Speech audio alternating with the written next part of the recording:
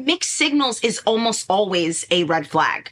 When things don't make sense, they don't make sense for a reason. When things are confusing, that in fact is the answer. Hello, angels. Welcome back to my channel. So I know that we have heard this buzzword quite often where we're talking about be Delulu this. Now, here's where being Delulu actually goes wrong. And I'm not sure if you guys know this or not, but I'm actually really not a huge fan of the term Delulu. When you think of the word delusional, right, it's never usually used in a good context. And I often find that in today's social climate, you can kind of take any word and give it a positive spin, and it's no longer what the actual definition is. So to me, being delusional is still not necessarily a good thing. I understand it's a hot buzzword, but here's where actually being delusional can actually get you into a lot of trouble. So if you guys want to know more about my top 5 delusions as it pertains to a man and being in a relationship, then keep on watching. Okay, so delusion number 1 is going in as kind of like a Bob the Builder, fixer-upper when it comes to dating a guy. Now, the delusion here is thinking that you can actually change someone. You know, there's a quote that I love that says that every time you try and change someone, think about this. Think about how hard it is to change your favorite color. Can someone convince you to love yellow if your favorite color is pink? No, not necessarily. And so when it comes to relationships, I think that sometimes it's a very, very thin line where you can find yourself longing for something for so long that you're just like, okay, this is as close as it's going to get. I might as well just stay here. And okay, this guy doesn't have pretty much any of the qualities that I really want, but it's a guy. So I'm just going to settle down with this person right here.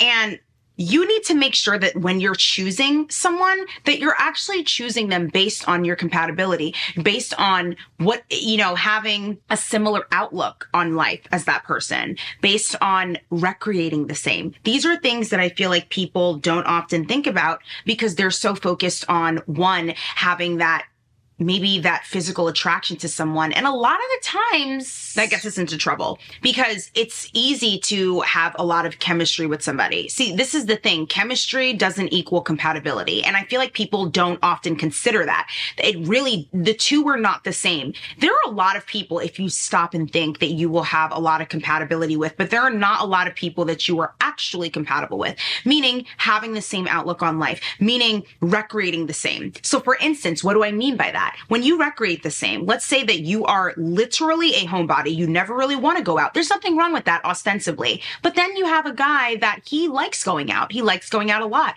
Let's say his version of having fun is you guys going out on weekends and going and, you know, having drinks and yada, yada, yada. And then let's say that you would rather just stay at home and watch a movie and cook and have a date night. To him, that's boring. This is obviously an extreme case. And to you, that's a little bit too much. I don't want to go out. I don't want to have to dress up, do all these different things. You may ignore this issue and think, it's not really that big of a deal. Like, we'll end up compromising. And I'm not saying that eventually maybe you can't, but foundationally, you guys don't recreate the same. And I promise you, as it pertains to long-term relationships that end up in marriage, that will actually become a huge issue of yours, where on nights where you want to relax, the way that you wind down are completely different.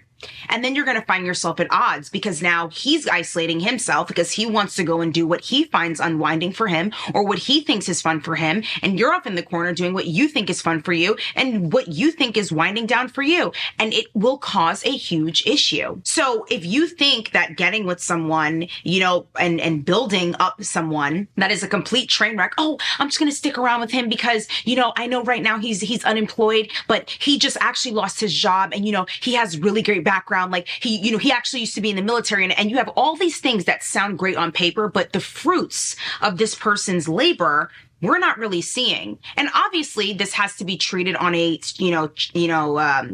circumstantial basis. However, for the most part, you have to be very wise and carefully consider the baggage that you allow into your life, because before it's too late, you'll find yourself in a position where your feelings are heavily involved. You've already done the do, and now you feel like you're stuck. You don't want to give up on him because that's not the type of woman that you are. And you don't want to just be like everyone else and feel like, you don't have to be with someone that has it all together right now. I never said that you actually did. Or maybe I honestly have. But the main point is, when I said you don't have to have everything together, that just wasn't the area that I was talking about. How about that? I wasn't talking about that area. So if you're okay with that, and the thing is, this is what I like to ask myself. Let's say someone were to explain to you the exact situation that you're going to be in. They were to explain this to you before you stepped into it. Would you still accept it? What do I mean by this? If somebody were to say to you, hey, so you're going to meet a guy in about a month. He's going to tell you that he's former military or former veteran or whatever. We respect our veterans, but I'm just saying it's an example. Relax.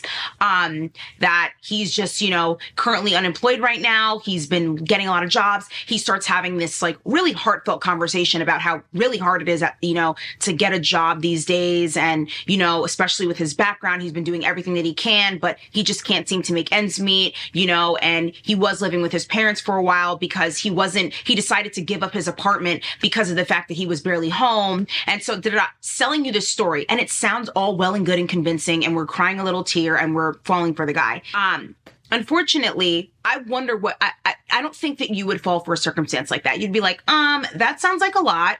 Wish him the best. Maybe once the dust settles, then maybe you'd be interested in that person. But when you're in the midst of the circumstance, it is so difficult to be objective and be like, hold up now.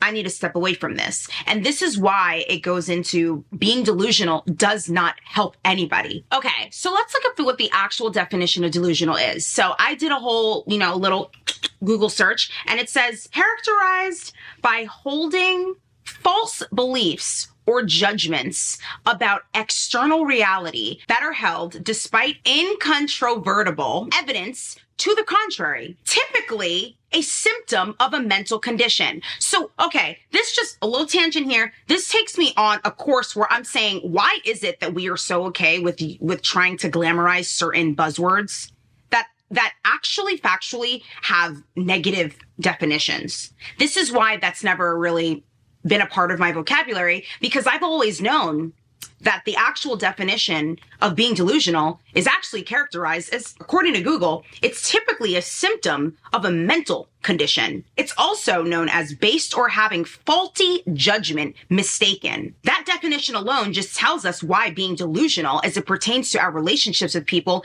is ridiculous. Now I'm going to move on to number 2, entertaining mixed signals. Now, the delusion here is interpreting very mixed signals, very ambiguous signals, as essentially a green light and a hope of a maybe, and being delusional saying, well, you never know. You don't want to be negative. You don't know what's going to happen in the future. Overdoing things, giving people the benefit of the doubt, when mixed signals is almost always a red flag. When things don't make sense, they don't make sense for a reason. When things are confusing, that in fact is the answer.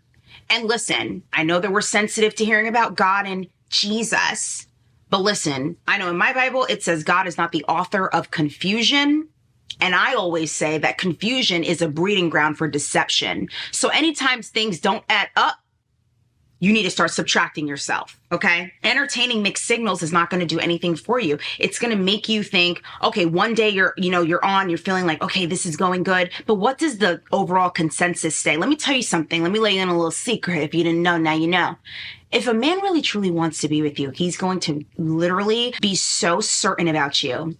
You're not going to have to worry about whether or not he's going to text you. You're not going to have to worry about whether or not he wants to see you. You're not going to have to worry about planning dates. You're not going to have to worry about suggesting things to him. You're not going to have all these worries about whether or not he likes you, because he's going to make it known. And if you have to ask yourself, you're still interviewing. I was watching Pastor Jerry Flowers today, and he made a comment, and I'm paraphrasing here, but he was saying, why are we still interviewing, asking questions like, hey, what are we, when the interview has we're already past the interview stage. That question should have been answered early on in the interview stage. What are we right now? Where are things going right now? Like you should have known those things by the fruit of his actions. You should have been able to determine those things. Because notice, when a guy is making you feel super secure, and this is the issue, a lot of us don't know what that feels like. So we're so used to operating in chaos that it's okay for us. We're so used to being like, all right, well, I'm just going to call it like it is. Hey, if you want to see me, I'm around this time to this time. Because to you in your head, well, I didn't ask him out. I was just telling him when I'm available. Okay, but you're telling him you're available because a part of you is hoping that he would fit himself within those parameters to actually make time to see you because you haven't heard from him in 3 days.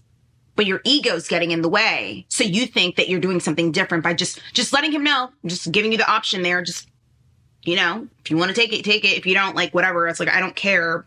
But you do. You do care. And that is you chasing, but in a different way where you are trying to convince yourself that you're not, but you are. It's okay. We all learn. The solution here is you want to address these uncertainties. Okay. This comes with maturity. Something like this comes with maturity. After a certain age, you should not have shame about asking certain questions because you need to weed out who is for you or not. And it is okay if they are not. Listen, I already know this. I am not for everybody. That goes for friendships. That also goes for relationships. I am not for everybody. And that is okay. And neither are you, and neither is the rest of the entire world. We are not all for everyone. Okay. There's always going to be someone that, your best may be not really interesting to them.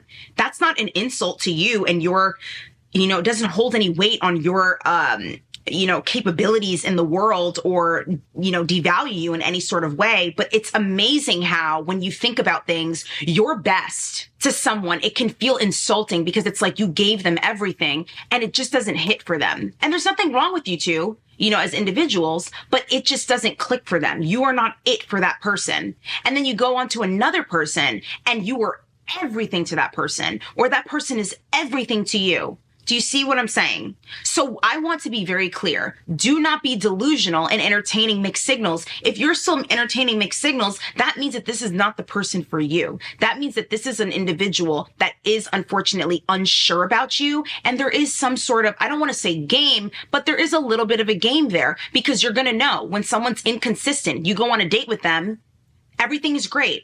They text you, they tell you they had a great time. Next thing you know, they're saying you're not even hearing from them at all. Read the signs. Delusion number 3, dating out of your league. I know this is going to be a little bit of a hot take. I know the internet is not going to like this one because, again, people like taking things that actually need to be worked on, and we live in a very socially fragile world these days. And I say if it's fragile, well, then let it break. But anyways, for instance, we live in a world where it's like we're trying to glamorize things that people actually do need to work on because we don't want to hurt anyone's feelings. We don't want to make them feel like they're ostracized. And obviously that's no one's intention. Who wants to make someone feel ostracized? But at what point do we realize and recognize that no, you actually do need help, and no, we're not going to coddle your feelings to death so that you can feel better about yourself and better about your decisions when you actually do need to make a change.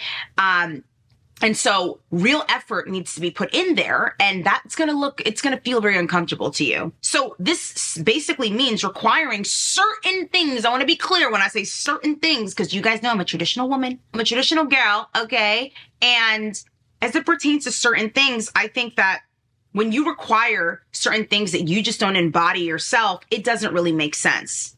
So, for example, if you are someone that is only attracted to very fit people, all right, but you are not even physically fit yourself, and I understand this. Let me put this disclaimer out there for the sensitives out there.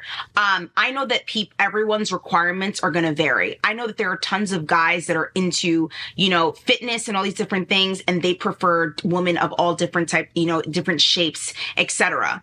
But ostensibly, wouldn't one argue that what exercise and fitness, what it displays is discipline as an individual? So you're more than likely, a lot of the time, more times than not, are going to be attracted to people who share that same level of discipline as you. That's where I'm getting at with this specific example. So obviously, I'm not saying that it's impossible to attract people that have the things that you don't have. Like, for instance, this is why I emphasize certain things. I am not the best at math, but I obviously am attracted to people that I'm saying obviously, like you guys know, I am attracted to people that are really good at math and things like that. I think those differences make sense. I'm a creative, and I prefer to be with people that are more logical and really into and really good with their hands, et cetera, whatever. But your likelihood of achieving that person does increase when you are closer to those certain marks yourself. So if principally in me giving that example, what I'm hitting at is discipline, right? That's what fitness is. It shows strength and discipline. You're more likely to attract that type of person into your life when you are that. There are actually people out there that are delusional and they genuinely feel like they're out of shape. They're eating Cheetos every day, breakfast, lunch, and dinner, And listen, I'm not sitting here from a pedestal because I'm not perfect myself, but like I still am for the most part someone that tries to be conscious of, my fitness and things like that, especially getting older in life. Like you want to feel good. We only get one body and this body is a temple of ours. So having and cultivating that discipline, I think is something that's really, really important. But back to what I was saying, there are people that are very delusional in life where they genuinely feel like I embody nothing of these traits, but I want that in return. I am not a nice person. I'm not a kind person at all. I take advantage of people, but I want to seek out people that are gonna be doormats essentially and do whatever it is that I say. And a lot of women don't realize that that is actually something that they want. They want doormats. Well, he better listen to me, all these different things. Okay, well, you're gonna end up really lonely with that type of mentality, okay? Also, there are women out there that are extremely out of shape. And they think that they literally deserve, I always get guys with abs, so it's never been a problem for me before. Okay, well, where are they? Where are they? No, because you said you get them, but do you keep them? I was just wondering. It was just food for thought. This is the solution. It is important for us to become the best version of ourselves before dating. Because otherwise, in our dating experiences, we're going to find ourselves very sensitive and vulnerable at any minor inconvenience to our confidence and being shaken up and stirred because of something that we have deep-rooted insecurity in that we try and overcompensate by being overly confident instead and feeling like I need to be delusional because I deserve this and this is me and my higher self. It's like, no. It's okay to actually arrive there before you start to desire these things. All right. So, and make sure you're actively working on these things while you are dating, especially when it comes to deal breaker qualities. Delusion number 4, time-based expectations. Okay. So this is kind of a 2-part deal. So delusion part 1, right, is believing in specific timelines or relationship milestones. Some people get so caught up in this that they feel like, all right, it's been 2 months.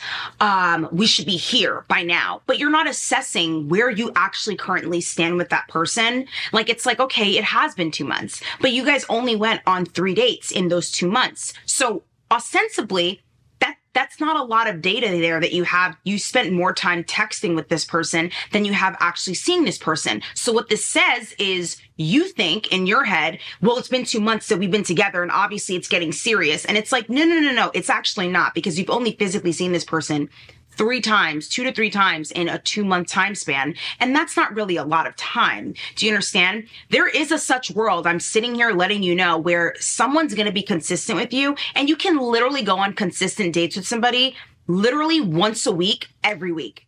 That might sound wild to some of you, which it sounds wild to me because I've been in situations like that. There is a world where something like that actually does exist, where you can actually consistently be seeing someone's consistently, seeing you, and it doesn't take up that much of your time. So seeing someone in 2 months, 2 to 3 times, but you've been texting a lot, is not a lot of time. There's also, and a solution to that would be allow the relationship to unfold naturally without these rigid timelines. And I know that sounds crazy because I've probably preached the opposite of this early on in my channel. But the reason that this matters is because forever is a long time. Okay. And if you are somebody that is really into, dating with intention of marriage and dating with a purpose, forever is a very long time. Now, I do understand that kingdom marriages, they go pretty quickly, but all jokes aside, it's so important to really assess, like, is this the person that's going to be for me for the rest of my life. Everything sounds fun in games until you actually do have to be with that person forever. And there are so many different sides and other parts of that individual that have yet to be discovered. I think that that's something to be considered. So with that being said, on the flip side though, part 2 of a delusion is thinking it's a good idea to let a man string you along for years on end because you're so okay with where you are. You don't need to put labels on things. Okay. If you're in your 30s, it may not be the best idea to wait 4 to 5 years for a guy to propose to you because you just don't have that type of time if you are someone that wants kids. All right. So the solution to that would be, honestly, to have an honest and transparent conversation about that timeline, particularly if you are no longer in your 20s. All right. Having an internal deadline, for what decision you want to make. I know that you can offer ultimatums, things like that. Sometimes people unfortunately do have to lose things in order for them to appreciate it. I just know that I'm personally not that type of person where I want someone to be on the verge of literally never seeing me again in order for them to be like, oh, you know what? My life sucks without you. Like, I don't want to have to go there in order for you to realize that. I really don't. And lastly, delusion number 5 is confusing infatuation or lust with love. This is actually a big deal. So thinking of infatuation and lust, all right, equals love, that's pretty self-explanatory. I mean, at the end of the day, if you are, ladies, I'm telling you, like, we already know I'm a believer. I have my beliefs about sex before marriage. However, if you are not, there are certain rules that unfortunately still apply. Okay. From a biblical perspective, there's a reason why God does not want us engaging in these types of things because of the fact that it creates soul ties. On a scientific level, you're releasing chemicals, bonding chemicals with someone that you don't even know how long this person is going to be in your life. Life looks a lot more different when you perform these activities within a covenant. And I understand that this is not the case. Most people, I completely understand that. I'm not sitting here coming from a place of judgment, literally at all. What I'm saying is it's never too late to literally make that decision for yourself and to make that commitment and say, hey, listen, like, this is something I want to say for my husband. Like, and that's okay. Like, you literally do not have to be a virgin in order to make this decision for yourself. I think it's such an important one because it's really difficult when you've already been intimate with somebody to then turn around and be like, never mind. I don't want to be with this person. Listen, it's hard enough with emotions, the way that they go to get, let go of a situation where maybe you haven't even been intimate. It's a lot easier though than actually crossing that line and then turning around and being like, I already gave my body to him and and I really love him. And this is the thing about having premature sex is it really confuses you. It really blinds you into thinking that you have more feelings for an individual than you actually do. It's not true. It's not, what is it rooted in? You remove a lot of that from a lot of dynamics. One, half of these men are going to be out the door, not even paying any attention to you because they only wanted one thing. Then you have other guys, you know what I mean? You withhold that and you realize we are not compatible in any capacity. We are not compatible in any capacity. And that's why it's so important to hold off on those things. That's just my stance. And we've seen it time and time again, even from an unbiblical perspective. This is why it is often encouraged that you do not do things prematurely because it often results in the same outcome all of the time. The solution here is you have to differentiate between what lust, infatuation, and genuine compatibility is. And I'm going to actually read the definition to you guys. What lust means. Lust is a very strong sexual desire, and those strong sexual desires can often mask themselves as love for an individual. What does love mean? Okay. Love, according to Google, is an intense feeling of deep affection or great interest. So when you think of love and you're considering you have a deep affection for something, it's easy in the beginning stages to be like, yes, I do have a lot of affection and I've taken a liking to this person and I have developed a deep attachment to this person. Yeah, because because of the fact that you've already done that with that person.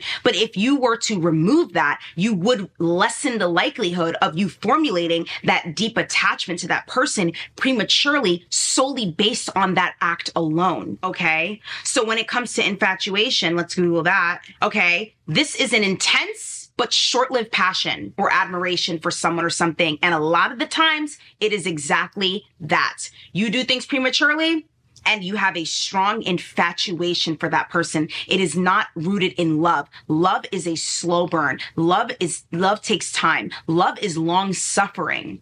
That's what love is, okay?